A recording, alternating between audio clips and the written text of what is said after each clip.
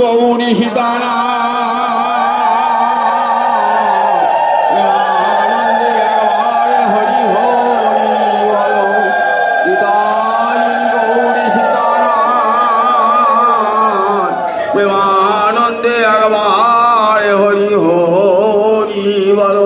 নিতাই গৌরী সীতানাথ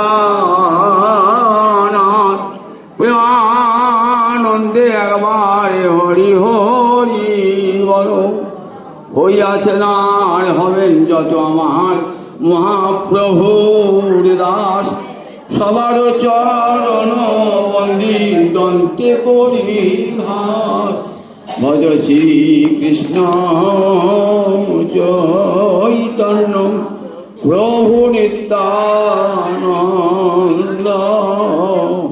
শ্রী অদ্বৈত গদাধর শিবাসাদি গৌরী ভক্ত বৃন্দ। ভজ নিতাই গৌর রাধে শ্যাম জপ হরে কৃষ্ণ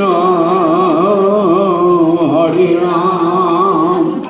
ভজ নিতাই গৌর রাধে শ্যাম জপ হরে কৃষ্ণ হরে রাম। ভজ নিতাই গৌর রাধে শ্যাম জপ হরে কৃষ্ণ হরে রাম। জয় নিতাই জয় নিতাই জয় নিতাই। ভক্তবৃন্দের চরণে আমার কোটি কোটি দণ্ডবৎ প্রণিপাত। আজ এক পরম শুভা তিথিতে আমরা মাথায় তোলা শিব মন্দিরে সমবেত হয়েছি। আজ পূর্ণ হরিবাসর তিথি, বাবাজি মহারাজের তিরোভাব তিথি। হরিবাসর তিথি মানে একাদশী তিথিকে হরিবাসর তিথি বলা হয়। একাদশী মহাপুণ্যা সর্ব পাপ প্রণাশী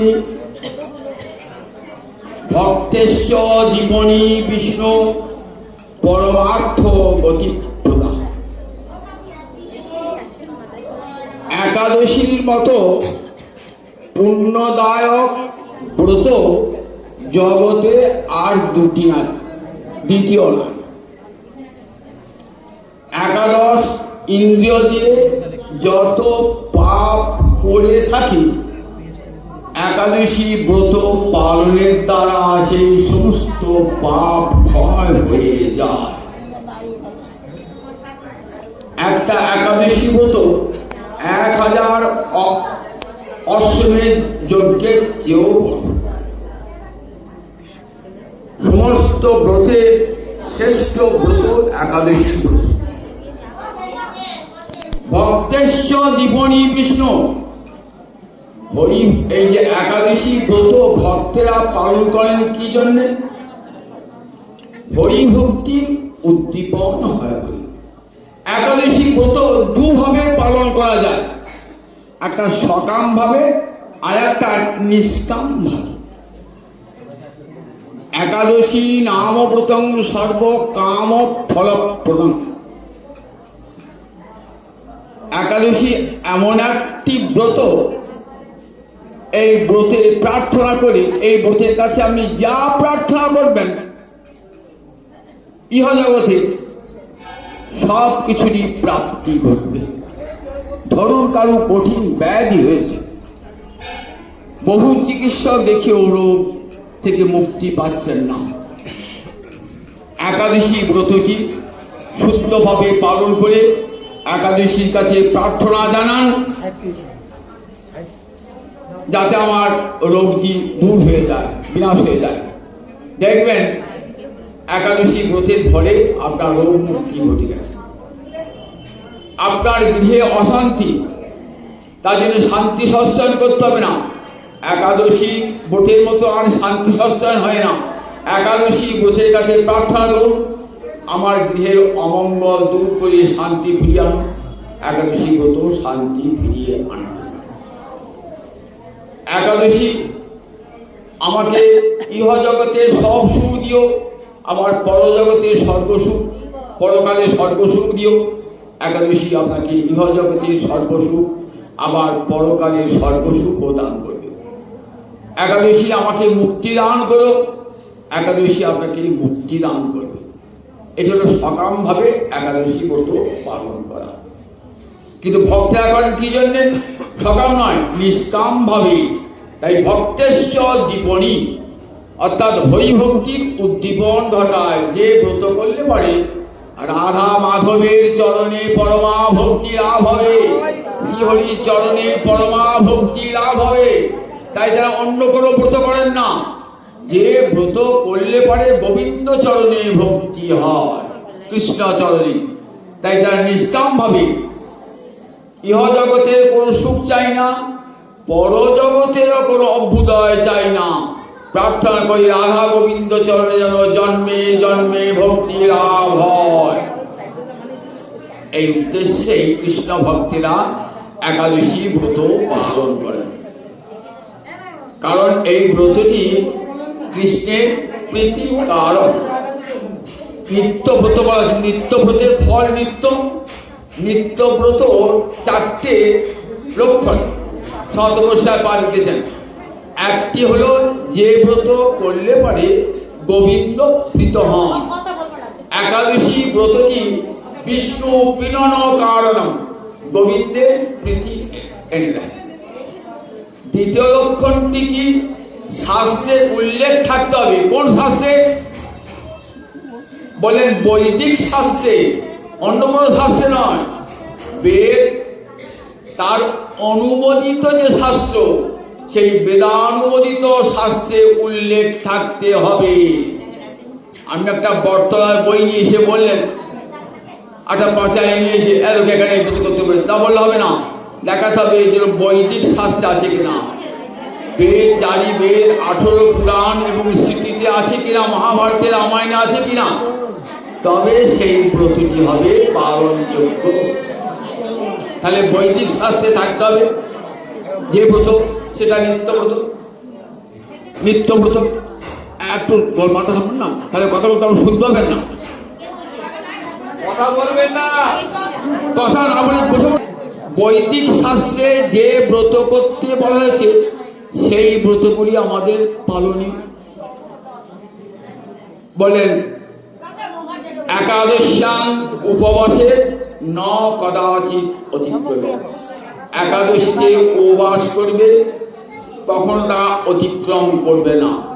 8 বৎসর বয়স হতে 80 বৎসর বয়স পর্যন্ত প্রতিটি নরনারী, ব্রাহ্মণ, ক্ষত্রিয়, বৈশ্য, শূদ্র, ব্রহ্মচারী, গৃহস্থ, বানপ্রস্থী, সন্ন্যাসী, সকল 4 বর্ণের এবং 4 আশ্রমের সকলের কর্তব্য একাদশী ব্রত পালন করা। বিধবা, সধবা অথবা বিবাহিত হয় নাই, প্রতিটি মেয়ের 8 বৎসর বয়স হতে 80 বৎসর বয়স পর্যন্ত প্রত্যেকের কর্তব্য শাস্ত্র করেছে। রামায়ণে, মহাভারতে, পুরাণে দেখুন, সেখানে দেখবেন সীতা দেবী একাদশী ব্রত পালন করতেন, মা দুর্গা একাদশী ব্রত পালন করেছেন। কাশীতে মহাদেব এখনো একাদশী ব্রত হয়। একাদশী দিন কাশীতে অন্ন হয় না। দেখবেন এগুলি সব বলা আছে, শাস্ত্রে বলা আছে, সমস্ত বেদ ও ভিন্ন শাস্ত্রে। একাদশী গান্ধারী একাদশী করতেন, কুন্তী একাদশী করতেন, যুধিষ্ঠির পঞ্চপাণ্ডব একাদশী ব্রত করতেন। রামায়ণ মহাভারতে দেখবেন এই বৈদিক ব্রত এরা সবাই করতেন, যারা বেদ নির্দিষ্ট পথে যারা চলে। তাহলে একাদশী ব্রতটি বৈদিক শাস্ত্রানুমোদিত। কখনো লঙ্ঘন করবে না। কখন লঙ্ঘন হবে? এই যে গতকাল একাদশী হলো,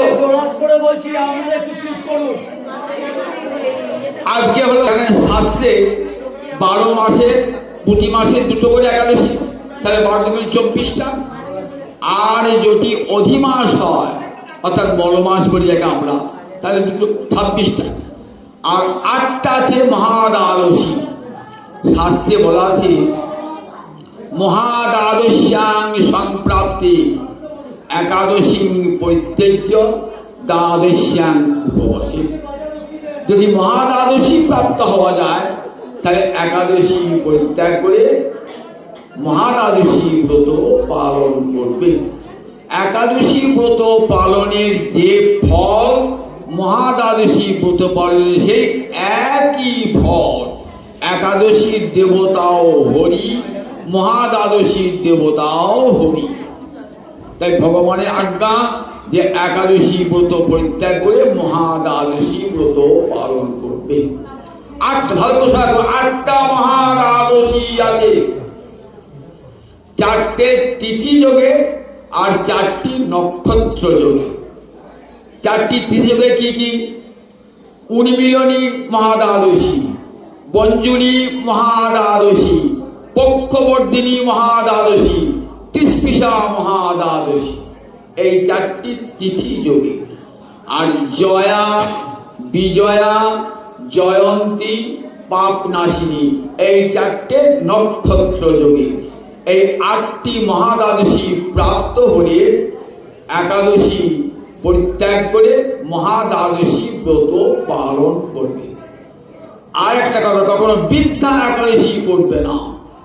সমস্ত তিথির মান 60 দণ্ড, কিন্তু একাদশীর মান 64 দণ্ড।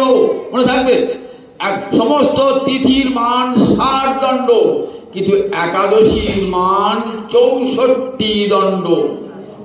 তাই সূর্যোদয়ের 4 দণ্ড, সূর্যোদয়ে 1 ঘন্টা 36 মিনিট, মানে 4 দণ্ড পূর্বে যদি অরুণোদয়, সে যে অরুণোদয় হয়, সূর্য ওঠে না, সূর্যের রথের সারথি অরুণ, তার উদয় হয়। সেই অরুণোদয়ে যদি দশমী থাকে তাহলে সেই একাদশীটা আর পালন হবে না, কারণ বৃদ্ধা হয়ে গেল। বৃদ্ধা একাদশী সবসময় পরিত্যাজ্য, কখনো করা যায়। দেখে না, দশমী বৃদ্ধা একাদশী, তাই গোস্বাই মতে পড়া হয়। এটি কিন্তু অন্য স্মৃতির মতের মানুষরা মানে না, কিন্তু গোস্বাই বা সাধু মিশ্রার তারা বিচার করে লিখেছেন, পুরাণ থেকে প্রমাণ করে রেখেছেন যে বৃদ্ধা একাদশী সর্বথা পরিত্যাজ্য। বৃদ্ধা একাদশী, গান্ধারী বৃদ্ধা একাদশী করেছিলেন, ফলে গান্ধারী শতপুত্রের বিনাশ হয়েছিল। তাই সাবধান করে গেছেন, কখনো বৃদ্ধা একাদশী ব্রত কখনো করবে না। তাহলে একাদশী লঙ্ঘিত হবে কখন? যদি মহাদ্বাদশী প্রাপ্ত হয়। আর তৃতীয় লক্ষণ হলো একাদশীতে কখনো অন্ন ভোজন করবে না। একাদশীতে মহাপ্রসাদ পড়তো, অনেকে বলেন মহাপ্রসাদ খেয়ে বসছি, তাতে শাস্ত্র পড়েন না, তাই বলে দেন।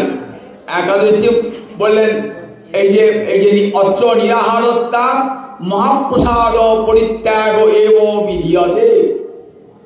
বললেন এখানে যে নিরাহারের কথা বলা হয় একাদশীতে, মহাপ্রসাদ পর্যন্ত পরিত্যাগ হবে। মহাপ্রসাদ চিন্ময় অন্ন, কারণ শাস্ত্রে বলেছে অন্নে পাপ স্পর্শ করে, সেজন্য অন্ন খেও না। কিন্তু মহাপ্রসাদ খেতে দোষটা কি? বললেন মহাপ্রসাদ খেতে দোষ নাই, মহাপ্রসাদ চিন্ময় অন্ন ঠিকই। তাহলে কোনো বৈষ্ণব কি মহাপ্রসাদ ছাড়া খান? বৈষ্ণব মাত্রই কিন্তু প্রসাদ ভোজি। যারা সত্যিকারের বৈষ্ণব, যাদের তিরকাছি মালা আছে, কৃষ্ণ মন্ত্রে দীক্ষিত, তারা কোনোদিনই অপ্রসাদী বস্তু খান না। প্রতিদিন গোবিন্দকে নিবেদন করে সেই প্রসাদ খান। তাহলে একাদশী প্রচার করে দিনে হবে না? হবে একাদশী ব্রত হবে না। তাই একাদশী মর্যাদা দান করবার জন্য ওই দিন মহাপ্রসাদকে প্রণাম জানিয়ে রেখে দিতে হবে। বলে অনেকে জগন্নাথের একাদশী নাই, এসব বাজে কথা। শাস্ত্রে আছে মহাপ্রভুকে একাদশী দিন মহাপ্রভু পুরী থাকতেন, একাদশী দিন মহাপ্রভুকে জগন্নাথের প্রসাদ দিচ্ছেন। মহাপ্রভু প্রসাদ বন্দনা করলে রেখে দিয়ে পরের দিন গ্রহণ করেছিলেন। পরের দিন যারা শাস্ত্র পড়েন তারা জানেন যে পুরীতেও একাদশী ব্রত আছে। যারা গৌড়ীয় বৈষ্ণব তারা প্রত্যেকে একাদশী ব্রত পালন করে, পুরী ধামেও করেন। স্বয়ং মহাপ্রভু করে গেছেন পুরী ধামে একাদশী ব্রত পালন। কাজে সেদিন মহাপ্রসাদকে প্রণাম জানিয়ে মহাপ্রসাদ পরের দিন সে মহাপ্রসাদ গ্রহণ করতেন। আর বলে যে ব্রত ত্যাগ করলে পারে কি হয়? যে ব্রত নিরয়ে নরকে যায়, একা যায় না, পৃথিবী সহ তার প্রীতি পুষ্করকে সঙ্গে নিয়ে নরকে যায়, যে ব্রত পরিত্যাগ করলে পারে। একাদশী করি না, শনিবারে ব্রত করি, শনিবারে ব্রত করি। দেখুন একবার, একাদশী ব্রতটি করবে না, শনির ব্রত কোন বৈদিক শাস্ত্রে আছে যে শনির পর পান করতে হয়? ভক্তিভাবে শনির ব্রত পালন করেন, করুন, তাতে কোনো আপত্তি নেই। শনি ব্রত করুন, মঙ্গলচন্ডী করুন, কিন্তু একাদশী ব্রত অবশ্যই করবেন। একাদশী ব্রত পরিত্যাগ করে যদি অন্য ব্রত করেন, তার হাতে রত্ন ফেলে দিয়ে মাটির ঢেলা পূরণ হয়। তাই পূর্ণ একাদশী ব্রতে হরিকথা, সারাদিন রাত হরিকথা কীর্তন, এই আগে চেঁচামেচি করছিলেন তো, নিশ্চয়ই মা একাদশী করছেন। একাদশী দিন চেঁচামেচি নয়, কেবল কি নিয়ে চেঁচামেচি হবে? হরিকথা নিয়ে। হরিকথা ছাড়া অন্য কোনো কথা হবে না একাদশীতে। সারাদিন রাত্রি জাগরণ করে দিবারাত্র হরিনাম সংকীর্তন। আর সেই পূর্ণ হরিবাস তিথিতে কিঞ্চিত হরিকথা আপনাদের শোনাই। মহাপ্রভু সন্ন্যাস ভূমিতে এসে এই মহাপ্রভুর কথা কিঞ্চিত শোনে আমরা আস্বাদন করাই। নিতাই রমন বাবাজি, রামদাস বাবাজি, তাতে চৈতন্য পাগল, নিতাই পাগল ছিলেন। আর সেই নিতারণ বাবাজি তিরোভাব তিথিতে, আমার বিরহের তিথি তো, সেই বিরহের কথাই একটু শোনাবো। আমার মহাপ্রভু করুণার ঠাকুর রাধারানীর ভাব কান্তি অঙ্গীকার করে গৌরাঙ্গ রূপে অবতীর্ণ হয়েছিলেন। চৈতন্য চন্দ্রামৃতি প্রবোধানন্দ সরস্বতী বলছেন যে এই গৌরহরির কৃপা করুণা যারা পেয়েছেন, তাদের কাছে মুক্তিটা কেমন? কৈবল্যং নরকায়তে, ত্রিদশপুর আকাশ পুষ্পায়তে, দুর্দান্তেন্দ্রিয় কাল সর্প পটনী পুরৎখাত দংশায়তে, বিধি মহেন্দ্রাদিশ্চ কীটায়তে, বিশ্বং পূর্ণং সুখায়তে, যৎ কারুণ্য কটাক্ষ বৈভবতা তং গৌরম এব স্তুম। সেই গৌরহরিকে আমরা স্তব করি। তং গৌরম এব স্তুম, স্তুম মানে স্তব করি আমরা সবাই। করছেন একা, কিন্তু স্তুম বহু বচন দিলেন কেন? না, সংস্কৃতে গৌরব বোঝাতে বহু বচন হয়। একাধিক চিঠি লিখতে না, বাবাকে চিঠলেন শ্রী চরণে এসু। বাবার তো চরণ দুটো, তাহলে শ্রী চরণে এসু লিখলেন কেন? বহু বচন দিলেন কেন? গৌরব বোঝাতে শ্রী চরণে এসু, পুজো নিয়ে এসু, পুজো নিয়ে আসু, গৌরব বোঝাতে বহু বচন হয়। তাই তং গৌরম, আমরা সেই গৌরহরিকে স্তব করি। কোন গৌরহরিকে? যৎ কারুণ্য কটাক্ষ বৈভব বতান, যার কৃপা কটাক্ষ পেয়ে ধনী হয়েছেন যারা। বৈভব মানে কি? ধনী। বৈভব বতান মানে ঐশ্বর্যবান। কি করে ঐশ্বর্যবান? গৌরহরির কৃপায় যারা ঐশ্বর্যবান, প্রেম ভক্তিতে যারা সমৃদ্ধ, তাদের কাছে কৈবল্যং নরকায়তে। যদি বলে ওই গৌর ভক্ত তুমি কৈবল্য মুক্তি নেবে, বলে না না, আমাকে নরক দিও, সেও ভালো, আমি কৈবল্য মুক্তি নেব না। কৈবল্য মুক্তিটা কি? যোগীরা এই মুক্তিটা চান। যোগীরা যোগ সাধন করে কি চান? কৈবল্য মুক্তি। কৈবল্য মানে জীবাত্মা আর পরমাত্মা এক হয়ে যাওয়া, বিলীন হয়ে যাওয়া, কেবল হয়ে যাওয়া, তাকে বলে কৈবল্য মুক্তি। কোন গৌর ভক্তকে যদি বলে আচ্ছা আপনাকে কৈবল্য মুক্তি দেবো, নেবেন? বল না, আমাকে নরক দিও। কেন নেবে না? নরক চাইছেন কেন? যেখানে কৃষ্ণ ভজন নাই সেখানে মুক্তিও যা, নরকও তাই। স্বর্গ যা, নরকও তাই। বললেন যেখানে মুক্তি তো গৌর ভজন হবে না, কাজে সেই মুক্তি চাই না আমি, যে মুক্তিতে গৌর সেবা হয় না, কৃষ্ণ সেবা হয় না। ত্রিদশপুর আকাশ পুষ্পায়তে, ত্রিদশ মানে তিনটে দশা যাদের, তাদেরকে ত্রিদশ বলা। কাদের তিনটে দশা? দেবতাদের। তিনটে দশা মানে বাল্য, কৈশোর, যৌবন। তারা প্রৌঢ় হয় না, আমার মতো বুড়ো হয় না। তারা স্বর্গের দেবতারা বুড়ো হয় না, প্রৌঢ় হয় না, বাল্য, কৈশোর, যৌবন, এই তিনটে দশা থাকলে দেবতাকে কি বলে? ত্রিদশ। ত্রিদশ পুরো মানে দেবতাদের পুর থাকবার জায়গা। ত্রিদশক অর্থাৎ স্বর্গ, ত্রিদশক মানে স্বর্গ, আকাশ ও পুষ্পায়তে। আকাশ পুষ্পায়তে, আকাশ আমার ইয়ে বলে আকাশে ফুল ফুটেছে, আপনি হেসে উড়িয়ে দেবেন। আকাশে আবার ফুল ফোটে নাকি? আকাশে মাটি কোথা, জল কোথা, আকাশে ফুল ফুটবে? তাই বলেন গৌর ভক্তের কাছে স্বর্গের কথা শোনানো হয়, সে বলে ওসব তোমাদের অলিক কল্পনা। কোথায় স্বর্গ? অলিক কল্পনা, আকাশ কোষের মতন, ওটা মিথ্যা কল্পনা। দুর্দান্ত ইন্দ্রিয় কাল ও সর্বপঠনী প্রখ্যাত দংশায়তে। কটা ইন্দ্রিয় আছে বলুন দেখি? 11টা ইন্দ্রিয় আছে। 5টা জ্ঞানেন্দ্রিয়, আর 5টা কর্মেন্দ্রিয়, আর একটা অন্তরিন্দ্রিয়। চক্ষু, কর্ণ, নাসিকা, জিহ্বা, ত্বক, এই 5টা কি বলে? জ্ঞানেন্দ্রিয়। এটা কি জ্ঞান হয়? রূপ, রস, শব্দ, গন্ধ, স্পর্শ, এই 5টা বিষয়ের জ্ঞান জন্মায় এই 5টা ইন্দ্রিয়ের দ্বারা। তাই এই 5টাকে আমরা কি বলি? জ্ঞানেন্দ্রিয়। চক্ষু, কর্ণ, নাসিকা, জিহ্বা, ত্বক। চক্ষু দিয়ে রূপের জ্ঞান হয়, নাসিকা দিয়ে ঘ্রাণ গন্ধ, কর্ণ দিয়ে শব্দ, জিহ্বা দিয়ে রস। তাই দেখুন রূপ, রস, শব্দ, গন্ধ, স্পর্শ, এই 5টা বিষয়ের জ্ঞান হয় 5টা ইন্দ্রিয় দ্বারা। তাকে কি বলে? পঞ্চজ্ঞানেন্দ্রিয়। আর যে 5টা ইন্দ্রিয় কর্ম করে তাকে কি বলে? কর্মেন্দ্রিয়। হস্ত, পদ, জিহ্বা, পায়ু, উপস্থ, বা পানি, পদ, পায়ু, উপস্থ, এই 5টা হলো কর্মেন্দ্রিয়। এই 5টা দিয়ে আমরা কর্ম করি। আর একটা ইন্দ্রিয় মন, সে সমস্ত ইন্দ্রিয় রাজা, সব ইন্দ্রিয়কে পরিচালনা করছে। তাহলে 11টা ইন্দ্রিয়, 11 ইন্দ্রিয়, তাহলে 11টা ইন্দ্রিয় এসে তো এগুলো কেমন দুর্দান্ত, দমন করা বড় কষ্ট। দুর্দান্ত মানে কি? যাতে অতি দুঃখে দমন করতে হয়। কাল ও সর্প বললে এরা কাল সর্পের তুল্য। ইন্দ্রিয়ের এমন দংশন না, ইন্দ্রিয়ের এমন জ্বালা না। কি করে? কাল সর্প আমাকে ছবল মারলে যেমন অন্তরে জ্বালা হয়, ইন্দ্রিয় যদি বিষয় না পায় তাহলে ইন্দ্রিয় ঠিক আপনাকে এমনি করে দংশন করবে প্রতি মুহূর্তে। প্রখ্যাত দংশায়তে বলেন এই যে ইন্দ্রিয়রূপ সর্প, কাল সর্প, তার দাঁত উবড়িয়ে দেয় কৃষ্ণ ভক্ত। বেদেরা আপনি সাপ ফেলা যান, আপনাকে ছবল মারবে, মৃত্যু হয়ে যাবে। কিন্তু বেদেরা দেখে সাপ ফেলাচ্ছে, ছবলও মারছে, কিছু হচ্ছে না। কেন? বীজ দাঁতটা ভেঙে দিয়েছে, বীজ দাঁত ভেঙে দিয়েছে।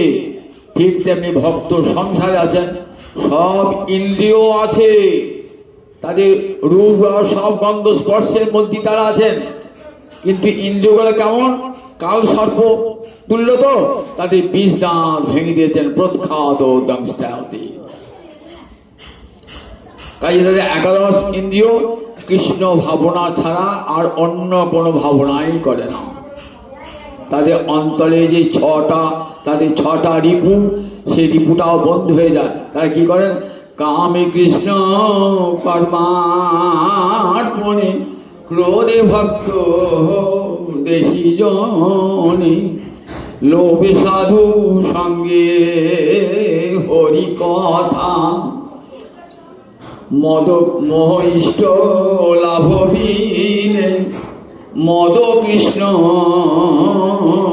গুণগানে নিযুক্ত করিব যথা তথা। তারা কাম, ক্রোধ, লোভ, মোহ, মদ এই রূপগুলোকে কৃষ্ণ সেবায় লাগিয়ে দেন। চোখ আছে, রূপ দেখবি, দেখ কোন রূপ দেখবি। একবার গোবিন্দ রূপ নয়ন ভরে দেয়, যে হেরিবে কৃষ্ণানন তাহারে করে দুনয়ন বিধি হইয়া হেন অবিচার। গোপিয়া বলছেন যে কৃষ্ণ দর্শন করবে তাকে 2টো নয়ন দিয়েছ, 2টো নয়নে কৃষ্ণ দেখে স্বাদ মেটে।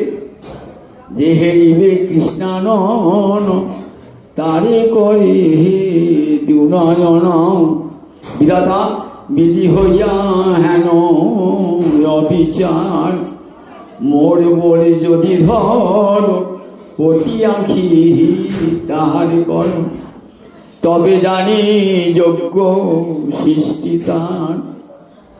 যারা কৃষ্ণ দর্শন করবেন গোপীরাধায় কেঁদে কেঁদে বলতেন, কেন লক্ষ নয়ন দিলে না হে, কেন লক্ষ নয়ন দিলে না হে, আমরা এই অপলকে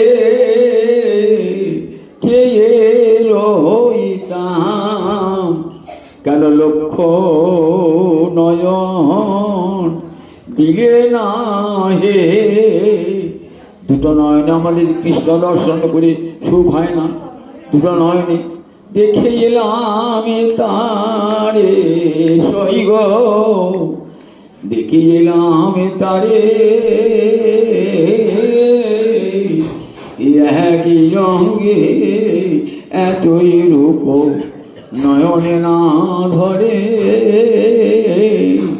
এ তো রূপের সাগর, আর দুটো আঁখি ডুবে যায়, রূপের পাথারে আঁখি ডুবিয়া রহিল, যৌবনের বনে মনে হারাইয়া গেল, ঘরে যাইতে পথে মোহর হইল অপুরাণ, অন্তরে বিদরে হিয়া না জানি কি করে প্রাণ।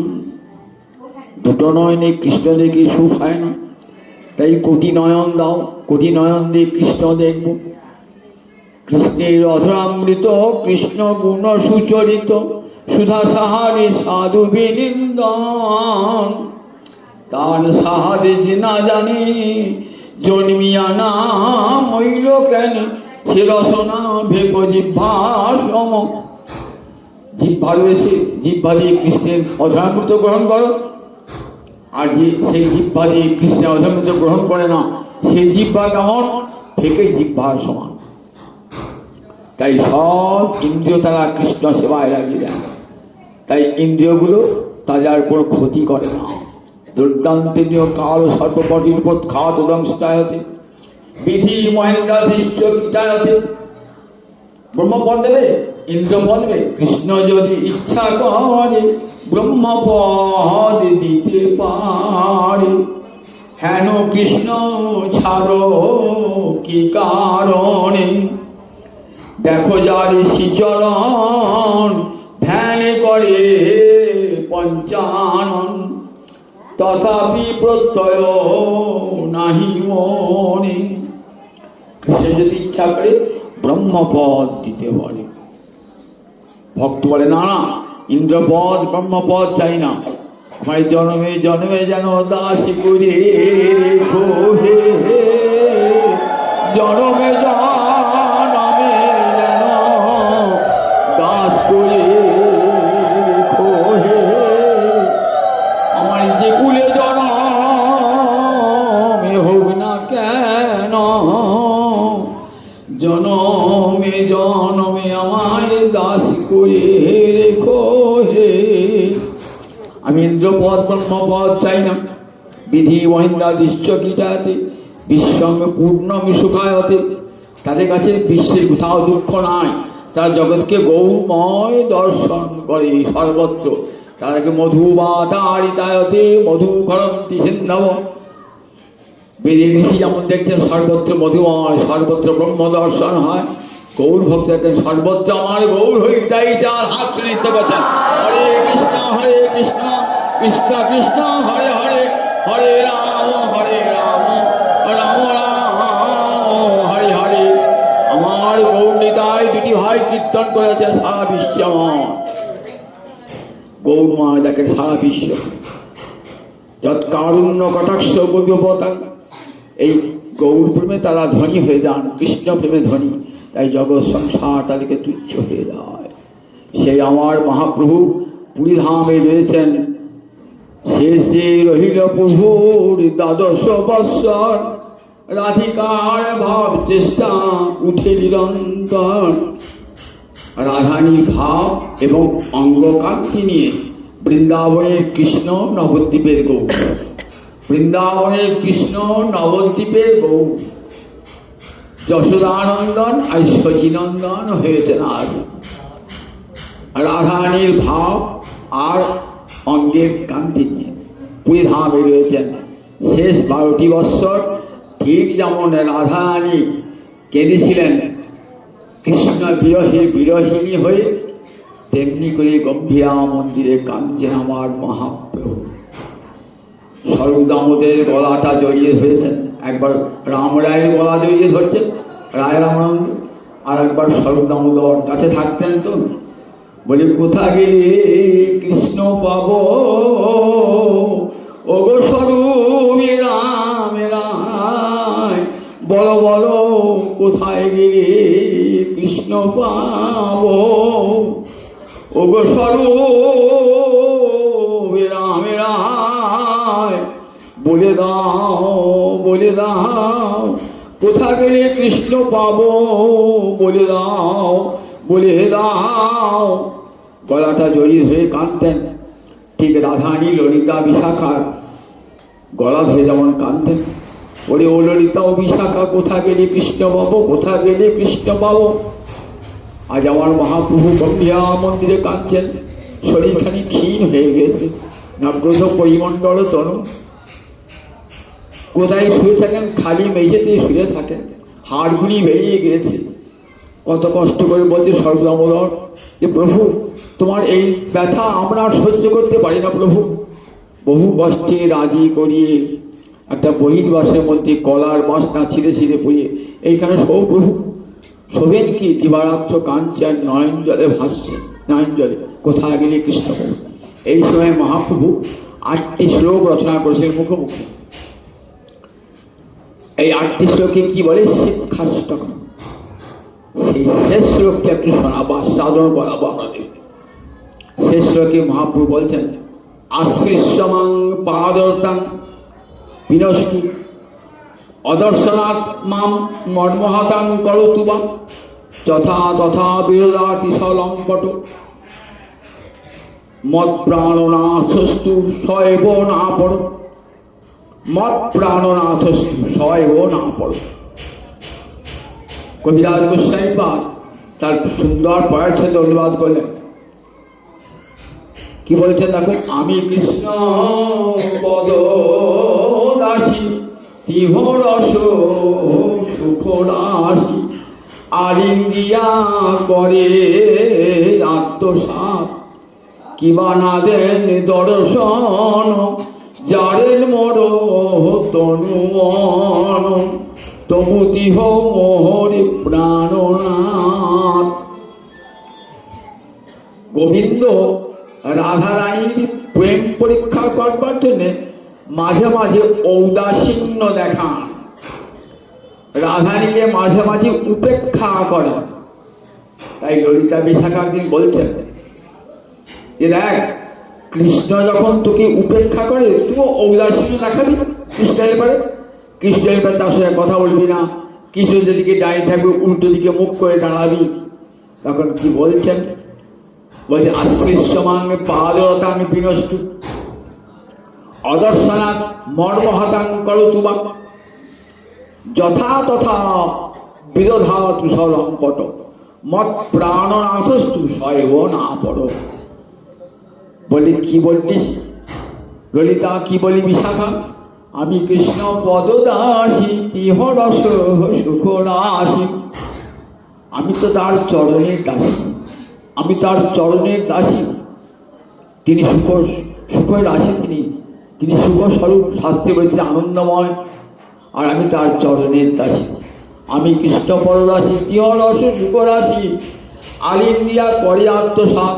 আমাকে যখন মন হবেন আলিঙ্গন দান করবেন, আবার যখন মনে হবে আমাকে দুঃখ দান করবেন, তবু আমার তিনি প্রাণনা, তাকে আমি কখনো উপেক্ষা করতে পারি না। রাধানী ভাবটি কেমন, সবসময় কিন্তু গুরুরবি গৌরবচর্যাবিহীন। রূপ গোস্বামী পাদ বলছেন রাধানী অনুরাগ কেমন, যে প্রেম গুরু প্রেম,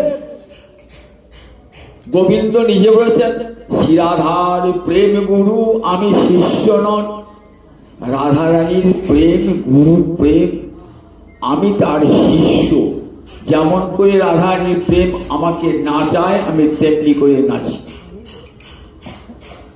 নর্তকের শিক্ষক সে যেমন তার ছাত্রগণকে যেমন করে নাচায় তেমনি করে নাচে, তেমনি করে রাধারানী আমাকে যেমন করে নাচায় তেমনি করে নাচি। রাধার প্রেম গুরু আমি শিষ্য নন। তাই রাধারানীর প্রেমটা গুরু প্রেম। তথাপি গৌরবচর্যয়া বিহীন, এতটুকু গৌরব বোধ অন্তরে নাই। আমি কৃষ্ণ পদদাসী এই ভাবটি। একবার গোবিন্দের ইচ্ছা হল রাধারানীকে রাজেশ্বরী করবেন। রাজেশ্বরী যোগমায়া বুঝতে পেরেছেন গোবিন্দের মনের ইচ্ছা। রাধারানীকে মহারানী রূপে দেখতে চান, বৃন্দাবনের শরীর দেখতে চান। নির্দিষ্ট দিনে রাধারানী সোনার সিংহাসন আনা হলো। রাধারানীকে বসানো হলো সিংহাসনে। আজ থেকে রাধারানী বৃন্দাবনের অধীশ্বরী। ললিতা বিশাখাদি অষ্টমহাশক্তি তারা সব মন্ত্রী হয়েছেন, আর রাধারানী রাজেশ্বরী হয়েছেন। ললিতা বিশাখা এরা সব যমুনা থেকে 108 ঘোড়া জল এনে রাধারানীকে বৈদিক মন্ত্রে অভিষেক করেছেন। রাজ সিংহাসনে রাধারানীকে বসিয়েছেন। আজও বৃন্দাবনে সে জায়গাটি আছে, সেই জায়গাটা উমরাও গ্রাম। সেখানে ওই রাধারানীর রাজরানী রূপে অভিষেক হয়েছিল। 8 জন অষ্টসখী তারা অষ্টমন্ত্রী হয়েছে, রাধারানী অধীশ্বরী হয়েছে। কৃষ্ণ বলছেন আমি তো রাজার ছেলে, আমাকে একটা চাকরি দাও। আমি কি করব? আমি তো বেকার হয়ে গেলাম। রাধারানী রাজরাজেশ্বরী বেকার হয়ে গেলাম। তখন বলে ঠিক আছে, একটা দরখাস্ত লেখো। চাকরি করতে গেলে তো এমনি হবে না, একটা দরখাস্ত লিখেছেন। যদি অনুমোদন করেন আমাদের মহারানী তাহলে তোমার চাকরি পাবে। সব ললিতা বিশাখা বললেন দেখো নন্দনন্দন একটা চাকরি চায়। তারপরে ঠিক আছে, ও বৃন্দাবনে কি হবে? কোতোয়াল হবে, নগর কোতোয়াল, মানে পুলিশ কমিশনার, নগর কোতোয়াল হবে। শোনো, তোমার একটা চাকরি হয়েছে, তুমি বৃন্দাবনে নগর কোতোয়াল, অর্থাৎ পরে ধন সম্পত্তি রক্ষা করা পুলিশের যে কাজ সেদিন করবো। বলে বেশ তাই করবো।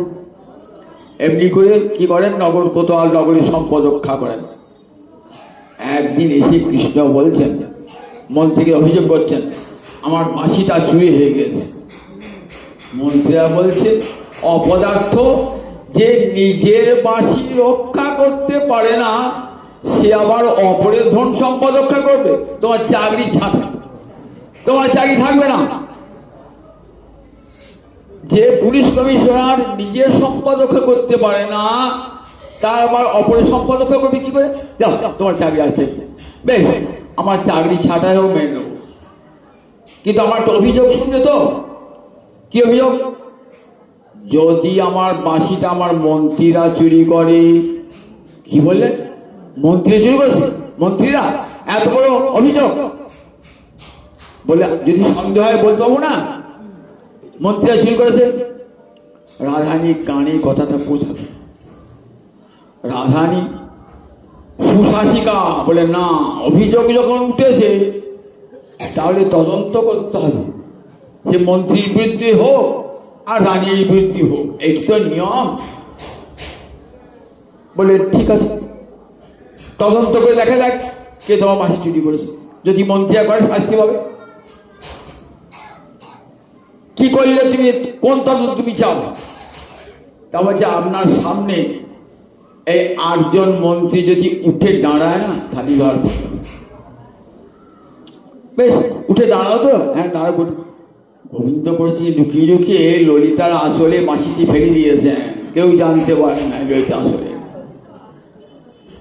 এই উঠে দাঁড়িয়েছেন না, আর ললিতার আঁচল থেকে ঝাড়াত করে বাঁশিটি পড়িয়ে গিয়েছে। এই তো ধরা পড়ে গেছে, চোর ধরা পড়ে গেছে। আমি বলেছিলাম না মন্ত্রীরা চুরি করেছে, এই তো ধরা পড়ে গেছে। ললিতা চোখ পাকিয়ে বলছে তোমার বাঁশিটা কি আছে গো? ও কি কোটি টাকার দাম নাকি বাঁশিটা? বাঁশিটা ওই বাঁশি একটা মাসের বাঁশিটা এত দাম, আমি চুরি করতে যাবো? আমার কাজ হয় না, তোমার বাঁশিটা চুরি করতে যাবো? এ ছিল তো, চুরি করে যাবে, তোমার আচুরি তো বাঁশিটা ছিল, চুরি নিশ্চয়ই চুরি করেছ। আমি চুরি করি নাই, তুমি নিশ্চয়ই কোনো কার সাজি করে ফেলে দিয়েছো। আমি ধরে নাই, তুমি চুরি করেছো। বেশ ঠিক আছে, কি করলে তুমি সত্যি কথা বলে ভাবো। আমি রাধারানীর চরণে হাত দিয়ে বলছি 3 বার, আমি বাঁশি চুরি করি নাই, আমি বাঁশি চুরি করি নাই, আমি বাঁশি চুরি করি রাধারানীর চরণে।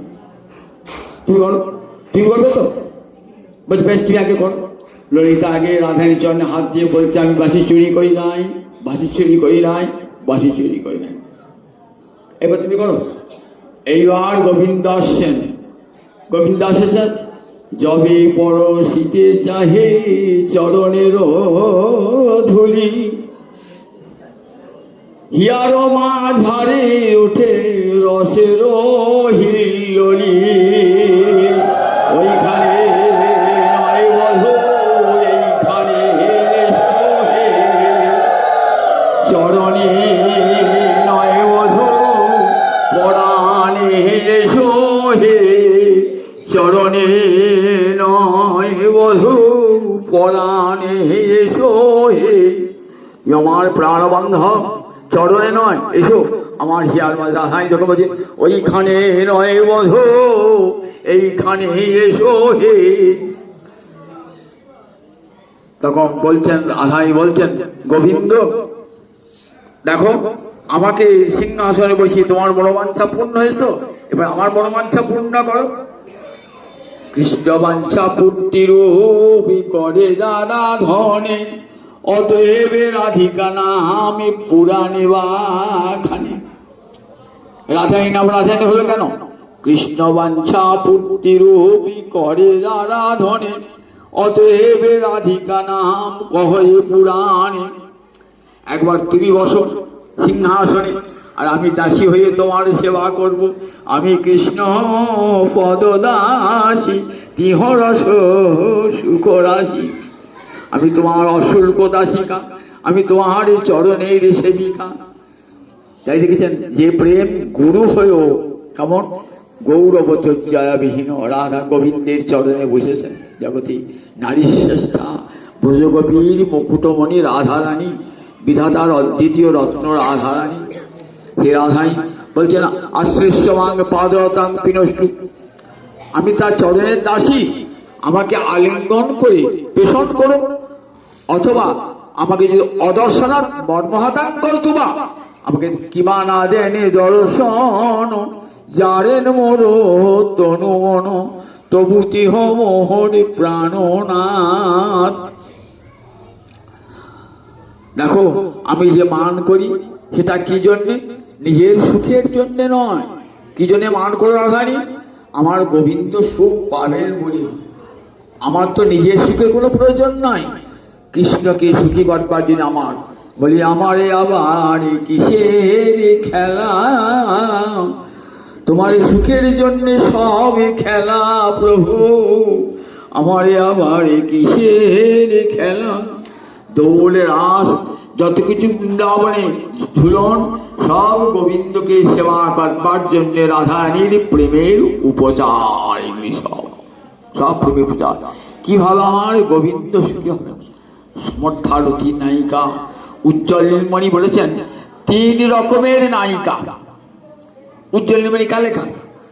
রূপ গোস্বামী, ছয় গোস্বামী। একটু বর্ণনা করার না, জয় রূপ সনাতন ভট্ট রঘুনাথ। এই রূপ গোস্বামী কত গ্রন্থ লিখেছিলেন।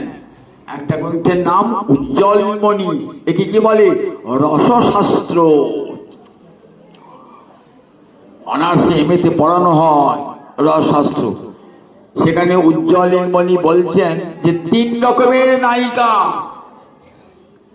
এক রকমের নায়িকা, এক প্রকার নায়িকা হলো সাধারণী, আর এক প্রকারের নায়িকা হলো সমঞ্জসা, আর এক প্রকার সমর্থা নায়িকা। সাধারণী নায়িকা কি চান?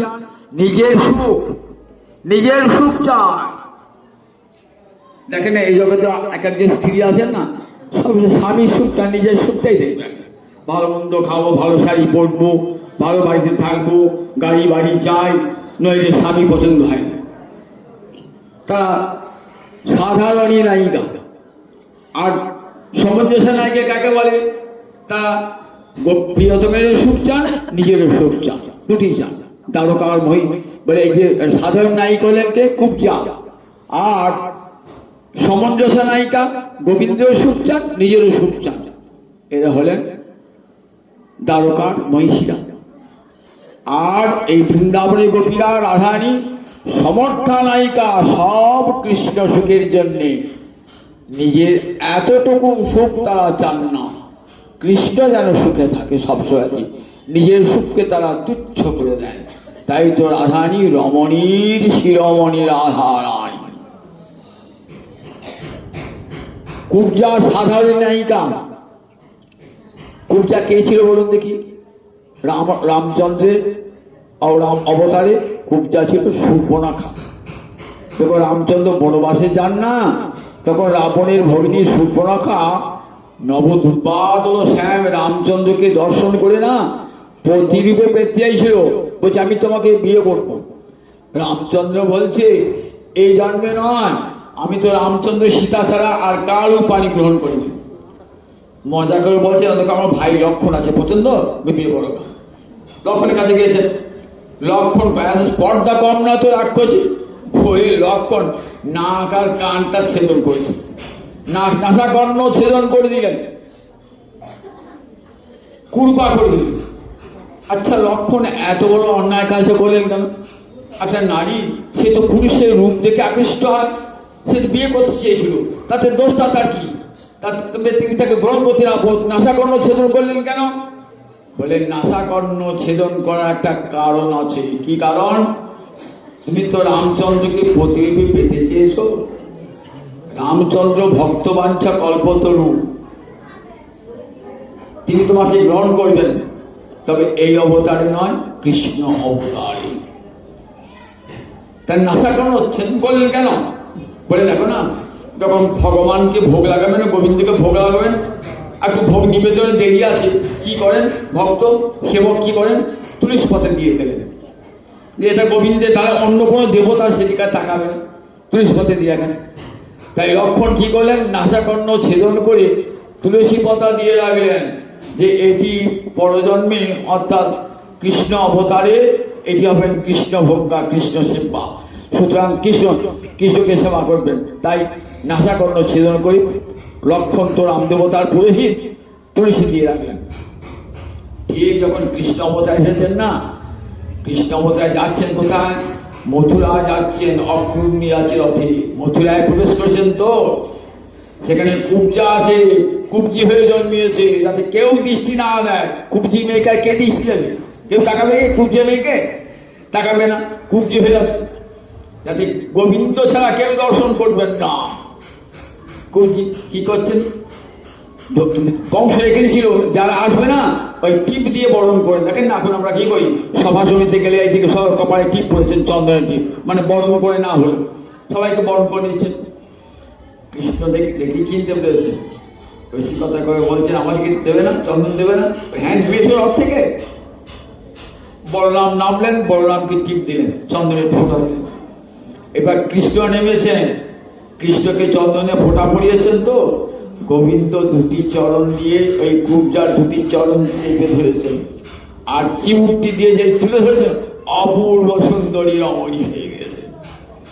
বললেন আমার সেই বাঞ্ছা পূর্ণ করবে না? বলে হ্যাঁ, কংসবধের পর তোমার বাঞ্ছা পূর্ণ করব। কংসবধের পর কুব্জার গৃহে গোবিন্দ গিয়েছিলেন, এক রাত্রি সান্নিধ্য ধারণ করেছিলেন। সকাল বাদে ছাড়বেন না, বলেন ঠিক আছে আমি তোমার কাছেই থাকবো, তুমি চক্ষু মুদ্রিত করো। কুব্জা চোখটা মুদ্র করেছে, কৃষ্ণ নাই, সম্মুখে মদন মোহন মূরতি দাঁড়িয়ে আছেন। এই মদন মোহন কার সেব্য বলুন দেখি? মদন মোহন কার সেব্য? মদন সনাতন গোস্বামী পদে। আজ বৃন্দাবনে গেলে, এখন বৃন্দাবনে নাই মদন মোহন, কোথায় আছে? জয়পুরের কাছে করৌড়িতে আছে মদন মোহন। এই মদন মোহন কুব্জার সেবিত বিগ্রহ, মদন মোহন মূর্তি দেখা দিয়েছিলেন। তাহলে এই কুব্জা হলো সাধারণী নায়িকা, নিজের সুখ চান। দ্বারকার মহিষীরা সমঞ্জসা, নিজেরও সুখ চান, গোবিন্দের সুখ চান। আর রাধারানী সমর্থারতির নায়িকা, কেবল কৃষ্ণ সুখ ছাড়া অন্য কোনো সুখ চান না। কবিরাজ গোস্বামী পাল একটা সুন্দর গল্প শোনালেন রাধারানীর পাতিব্রত্য বোঝাবার জন্যে। দেখেছেন তো, যার পাতিব্রত্য বাঁধছে সতী অরুন্ধতী, চৈত্র চৈতাল পড়েছেন তো, যাহার সৌভাগ্য বাঁধছে লক্ষ্মী ও পার্বতী, যাহার সৌন্দর্য বাঁধছে দেবী সত্যভামা। চৈত্র চৈতাল কি বলেছেন? সত্যভামাকে সত্যাজিৎ কন্যা সত্যভামা কৃষ্ণের মহিষী, এত রূপ তার, সেও বলছে না রাধা রানীর মতো রূপ আমার হয়। কখন দেখেছিলেন মনে করি? কুরুক্ষেত্রে যখন মিলন হয় না, তখন দেখেছিলেন রাধারানী কি অপূর্ব রূপ। তাই প্রার্থনা করেছিলেন, যাহার সৌন্দর্য বাঞ্ছে সতী সত্যভামা, যাহার সৌভাগ্য বাঞ্ছে লক্ষ্মী ও পার্বতী, লক্ষ্মী এবং পার্বতী যার সৌভাগ্য বাঞ্ছা করে, যাহার পাতিব্রত্য বাঞ্ছে সতী অরুন্ধতী।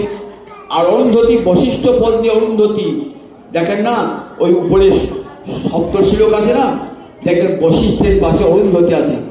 বিবাহের পর কুসুমডিঙ্গা হয় না, কুসুমডিঙ্গা সময় কি দেখানো হয়?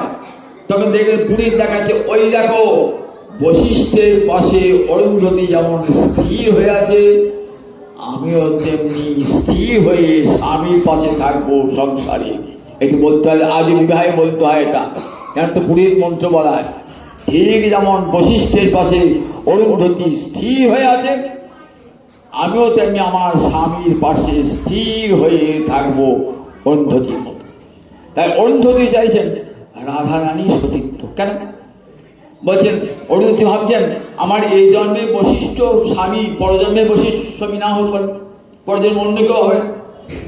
কিন্তু রাধারানীর জন্ম জন্মান্তরে কৃষ্ণ, তার প্রতি জন্ম জন্মান্তরে এক জন্মে নয়। ওই পাতিব্রত, ওই সতীত্ব আমি বাঞ্ছা করি, জন্ম জন্মান্তরে কৃষ্ণ যেন আমার স্বামী হন।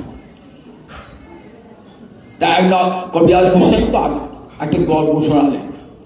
বললেন, এক নগরে সুন্দরী গণিকা ছিল। দেখতে অপূর্ব সুন্দরী গণিকার অমৃত, সে দেহ ব্যবসায় করে, দেহ ব্যবসায়। তার কুষ্ঠ, এক ব্রাহ্মণ কুষ্ঠ ব্যাধিগ্রস্ত, তারও কিন্তু লোলুপ দৃষ্টি পড়েছে ওই গণিকাকে। নিজের স্ত্রীকে, ঘরে নিজের স্ত্রী রয়েছে, এত সুন্দরী রূপসী সদ্বংশ জাতা, তাকে তো ভালোবাসেন না, ওই রূপসী গণিকাটাকে খুব ইচ্ছা। তা বলে বাচ্চা স্বামীকে বলছে, আচ্ছা বলো তোমার কি বাঞ্ছা, বলো তোমার বাঞ্ছা আমি পূর্ণ করবো। বলো, সতীর অমনি তো স্বামীর বাঞ্ছা পূর্ণ করতে চান। তা বলে ওই নগরীর গণিকাঠির কাছে আমাকে নিয়ে যেতে হবে। গণিকাঠিকে গিয়ে বললেন তোমার কি মনে বাঞ্ছা? বলে আমার স্বামীকে এক রাত্রি সঙ্গ দান করতে হবে, কিন্তু আমার স্বামী কুষ্ঠ ব্যাধিগ্রস্ত, তা কখনই সম্ভব না। বললে আমি আপনার সেবা করবো, যা বলে চিরদিন আপনার দাসী হয়ে থাকবো, তবু আমার স্বামীকে একবার দর্শন দেবেন? বলে ঠিক আছে, একবার দর্শন দেবো। কাঁধে করে নিয়ে গেলেন সেই গণিকার কাছে, বলেন দর্শন দেবেন, একবার দর্শন দিলেন। তখন সেই দাসী, যখন সেই গণিকা বলছে যে দেখো ব্রাহ্মণ, আমি সোনার পাত্রে বিষ, আর তোমার স্ত্রী মাটির পাত্রে অমৃত। তা দেখো, মাটির পাত্রে অমৃত পরিত্যাগ করে এই সোনার পাত্রে বিষ কি কেউ নিতে আসে? আমি দেহ ব্যবসায়ী, আমি কোনো পুরুষকে স্থিরভাবে ভালোবাসি না, অর্থের জন্য সব পুরুষের কাছে দেহ দান করে থাকি। আর তোমার স্বামী দেখো মাটির ভাঁড়, কিন্তু অমৃত ভরা আছে, আর আমাকে সোনার ভাঁড় রূপ দেখছে তো বিষ ভরা আছে, কোনটা চাও? ব্রাহ্মণ, তুমি তোমার নিজের স্ত্রীর কাছে ফিরে দাও। নিয়ে আসছেন, কাঁধে করে নিয়ে আসছেন। স্বামী তো কুষ্ঠ ব্যাধি, চলতে পারে না। আস্তে আস্তে না একটা দেখছেন পথে মার্কণ্ডেয় মুনি শুলের উপর বসে তপস্যা করছে। কোথায় ঋষিরা তো তপস্যা করছেন শুলের উপর বসে। আসছেন অন্ধকার রাত্রে তো, আসছেন কাঁধে স্বামীকে নিয়ে। এখন গাটা ঠিকে গেছে ঋষির অঙ্গে, ঋষিটা আমার কে ধ্যান ভাঙালো রে? তা বলছে আমি, আমাকে ক্ষমা করো না, সকাল হলি তোর স্বামী মরবে, তুই বিধবা হবি। আমি না দেখে শুনে একটা অপরাধ করলাম, না জেনে আমাকে এত বড় অভিশাপ দিলেন, এত বড় অভিশাপ দিলেন। আমি তো ইচ্ছা করে করি নাই, অন্ধকারে আসছি, আমি কি জানি পথের ধারে আপনি তপস্যা করছেন, আমার স্বামীর দেহটা আপনার পায়ে লেগে গেছে, আমি যে ক্ষমা চাই তার জন্য। আমাকে এত বড় অভিশাপ দিলে, সকাল হলে স্বামী মরে যাবে। দেখুন, আমিও সতী রমণী, তপস্যা করি না, কিন্তু স্বামীকে ভালোবাসি। দেখো, আমার তপস্যার, আমারও সতীত্বের যে শক্তি আছে। আমিও বললাম সূর্য আর উঠবে না, উঠবে না, উঠবে না। প্রভাত হয়েছে, সূর্য উঠছে না। সূর্য না উঠলে কি হবে? সব প্রাণী তো মরে যাবে, একদিন, দুদিন, 3 দিন পর সব মরে যাবে, একটা প্রাণী উঠে থাকবে না। তখন ব্রহ্মা বিষ্ণু মহেশ্বর এসেছে, হে দেবী তুমি কৃপা করো, সূর্য উঠুক না, সূর্য উঠলে আমার স্বামী পড়ে যাবে। তা বললে আমরা তোমার স্বামীকে, সময় মৃত্যু হোক, আমরা তোমার স্বামীকে দিব্য দেহ দান করবো, দান করবো, কিন্তু সূর্যকে উঠতে দাও। বলে কথা দিচ্ছি আমরা, হ্যাঁ ঠিক আছে, সূর্য উঠুক। সূর্য উঠলো, স্বামীর মৃত্যু হলো, স্বামী আবার নূতন দিব্য দেহ লাভ হলো, কুষ্ঠ ব্যাধি সব রোগ নিরাময় হয়ে গেল, সুন্দর জগতে দেখা যায়। বললেন ঠিক দেখো, আমার ওই কুষ্ঠ ব্যাধি গ্রস্ত ব্রাহ্মণের পত্নী যেমন পতিব্রতা, আর আমার আধান ঠিক সেই রকম পতিব্রত। আমার কৃষ্ণ বললেন মরে যদি দিলে দুঃখ, তার হয় মহা সুখ, সেই দুঃখ মোহনী সুখ বর্জন। আমাকে দুঃখ দিয়ে যদি গোবিন্দ আনন্দ পায়, আমি সেই দুঃখটাই চাই। উদ্ধব এসেছেন তো বৃন্দাবনে, কৃষ্ণকে কি বলবো, আসতে বলবো? না না, যদি এখানে এলে তার কষ্ট হয়, তাহলে এখানে আসতে হবে না, দূর থেকে তার মঙ্গল কামনা করবো, রাধাই বলছেন উদ্ধব। আর দেখো, আমরা বড় নিষ্ঠুরা, জানো তো, আর আমার গোবিন্দ তার হৃদয়টা কেমন কোমল, আমাদের দুঃখের কথা বলো না, আর বলবে কেমন করে, ধীরে ধীরে বলবে, একদিনে বলো না। কিরকম?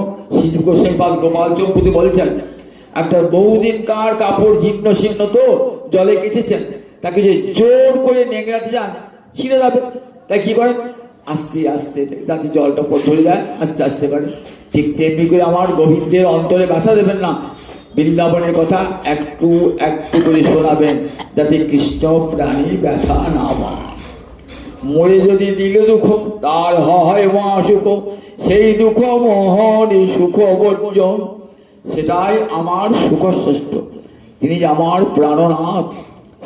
বধু কি আরো বলিব আমি, আমার জীবনে মরণে জনমে জনমে প্রাণনাথ হইও তুমি, জনমে জনমে প্রাণনাথ হইও। কি বলে জনমে নয়, জনমে জনমে আমার প্রাণনাথ হইও। আমার তোমার চরণে আমার পরাণে বাঁধিল প্রেমের ফাঁসি, তাই সবে সমর্পিয়া এক মন হইয়া নিশ্চয় হইলাম দাসী। ওই চরণে দাসী করে রেখো হে, জনমে জনমে আমায় দাসী করে রেখো হে, ওই চরণে আমায় দাসী করে রেখো হে। এমনি কথা আমার প্রাণনাথ, এই ভাবটি আমার মহাপ্রভুর মত প্রাণনাথস্থ। একবারে কৃষ্ণ ছাড়া থাকতে পারেন না রাধারানী, যেমন সবসময় কোথায় গেলে কৃষ্ণবাবু কৃষ্ণবাবু বলে কাঁদছেন, জীবাত্ম নয়ন জলে মুখ ভাসিয়ে গম্ভীর ভিত্তিতে মুখ ঘর্ষণ করছেন। কোথায় গেলে কৃষ্ণবাবু, কোথায় গেলে কৃষ্ণবাবু, সর্বদা আমাদের গলা জড়িয়ে ধরছেন। এমনি করে আমার মহাপ্রভু দ্বাদশ শেষ যে রহিল প্রভু দ্বাদশ বৎসর, রাধিকার ভাব চেষ্টা উঠে নিরন্তর। কৃষ্ণ বিরোহী, রাধানী যেমন বিরোহিনী, তেমনি করে আমার মহাপ্রভু রয়েছেন কোথায় গম্ভীরায় বিরোহী হয়ে আমরা সর্বদামদের গলা ধরে কখনো সিংহদ্বার পার হয়ে 3 দিক বন্ধ চলে যান, কোথায় গোয়াল ঘরে পড়েছেন, কোথায় কখনো সমুদ্রে ঝাঁপ দিচ্ছেন, কখনো দেহটা বৃদ্ধিপ্রাপ্ত হয়ে যাচ্ছে, কখনো দেহটা কুষ্মাণ্ডের মতো হচ্ছে, কত ভাব বিকার দেখা দিচ্ছে। ঠিক বিরোহিনীর আধারের মতো অন্তরটি বিরহে ভরা। এই বিরহ এমনই একটি না, এই বিরহেতে কি হয়, জগৎকে কৃষ্ণময় দর্শন হয়। জগৎকে আমি রাধাই কেমন কৃষ্ণময়ী, কৃষ্ণ যাহার অন্তরে বাহিরে, যাহা যাহা নেত্র পড়ে তাহা কৃষ্ণ স্ফুরি। যেদিকে রাধাই আমার নয়ন জয় সেদিকে কৃষ্ণ নয়ন দেখে। আমি যেদিকে ফিরাই আঁখি আমি কৃষ্ণময় জগৎ দেখি। যেদিকে আমার আঁখি যায় সেদিকে কৃষ্ণময় তখন আমার কাজ কি ভূষণে, কাজ কি ভূষণে। আমার শ্যাম দর্শন নয়ন ভূষণ বদন ভূষণ নাম। আমার দুটি নয়নের ভূষণকে না গোবিন্দ দর্শন, আমার বদনের ভূষণ হলো কৃষ্ণ নাম। কৃষ্ণকে তার সারা অঙ্গের ভূষণ করেছেন। কৃষ্ণ ছাড়া আমার আধানী কৃষ্ণময়ী, কৃষ্ণ যাহার অন্তরে বাহিরে, যাহা যাহা নেত্র পড়ে তাহা কৃষ্ণ স্ফুরি। সর্বত্র কৃষ্ণময়ী, কৃষ্ণ দর্শন করছেন, সেই ভাবলেন আমার মহাপ্রভু এসেছেন। তাই বলি দেখো তার দেওয়া নাম হরে কৃষ্ণ কৃষ্ণ কৃষ্ণ হরে হরে, হরে রাম রাম রাম হরে হরে। কি আছে? রাধারানীর প্রেম ভরা আছে, রাধারানীর প্রেম। অন্য যুগে হরিকৃষ্ণ নাম ছিল, তাতে রাধারানীর প্রেম ছিল না। আমার মহাপ্রভুর দেওয়া যে নাম, তাতে রাধারানীর প্রেম মধু ভরা আছে। নাম তো কৃষ্ণ বলে নাম করো। পিঠে দেখেন শীতকালে পিঠে হয় না, পিঠে তো চালের গুঁড়ো, বলে ও খাও কি, বলে খাও না।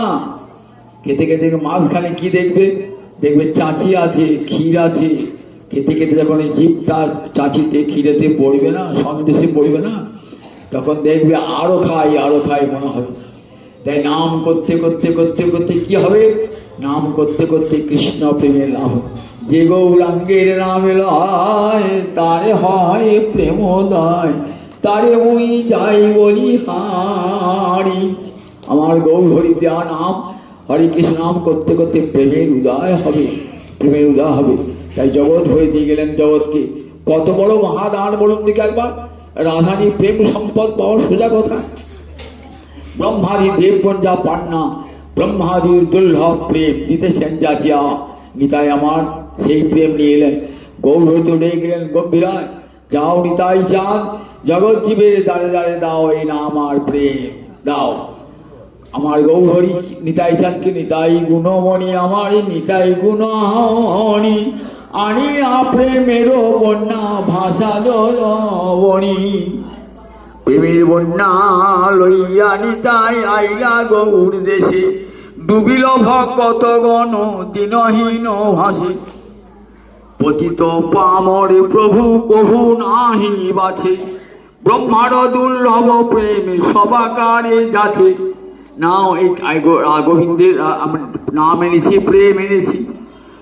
সবাইকে বলছেন চণ্ডাল পতির জীবের ঘরে ঘরে যাইয়া হরিনাম মন্ত্র দিচ্ছেন বিলাইয়া। তোরা নাম এনে নাম এনেছি তোদের তরে, নাম এনে প্রেম এনে। জগৎ জীবের দাঁড়িয়ে দাঁড়িয়ে আমার নিতাই চাঁদ, সেই নিতাই পাগল আমার নিতাই রমন, রামদাস বাবাজি, এক রাধামন চন্দাস বাবাজি, সব নিতাই পাগল। নিতাই আমার এত করুণা, সকলকে প্রেম দান করেছেন। এমন চণ্ডাল প্রতিজীবের ঘরে ঘরে যাইয়া হরিনাম মহামন্ত্র দিচ্ছেন বিলাইয়া। গৌর হরি নিতাই চাঁদ জগৎজীবকে এই প্রেমের দাঁড়ি ধন্য করেছেন। আজ অনেক রাত্রি হয়ে গেছে, সমস্ত ভক্তগণের চরণে প্রণাম জানিয়ে, বাবাজি মহাশয়ের চরণে প্রণাম জানিয়ে এইখানে আজ হরিকথার বিশ্রাম। জয় নিতাই জয় নিতাই, ভজ নিতাই গৌরাধে জপ হরে কৃষ্ণ হরে রাম, ভজ নিতাই গৌরাধে জপ হরে কৃষ্ণ যেন প্রাণ ভরে গাইতে পারি, প্রাণ যেন প্রাণ ভরে গাইতে পারি ওই সুখে কিংবা দুঃখে থাকি প্রাণ ভরে গাইতে পারি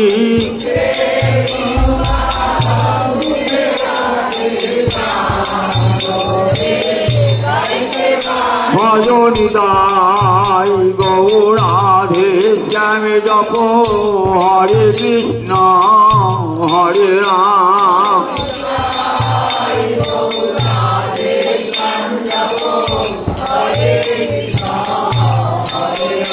আমার যত দুঃখ আসে আসুক প্রাণ ভরে গাইতে পারি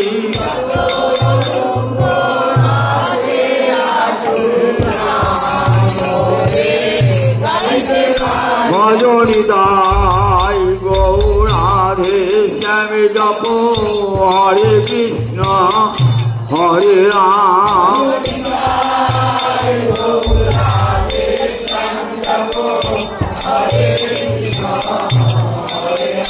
আমার শিয়রে সমনে আসবে যখন শিয়রে সমান আমার জিহ্বা যেন তখন বলে হরিদাই গৌরাধে শ্যামে জপ হরে কৃষ্ণ হরে রাম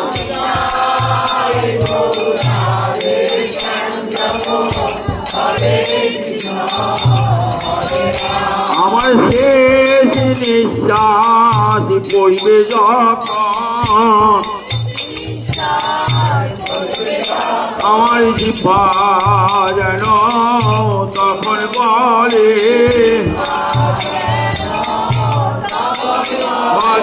ভজনিদাই গৌরাধে জপ হরে কৃষ্ণ আমার শেষ নিঃশ্বাস পড়বে যখন আমার জিহ্বা যেন তখন বলে শেষ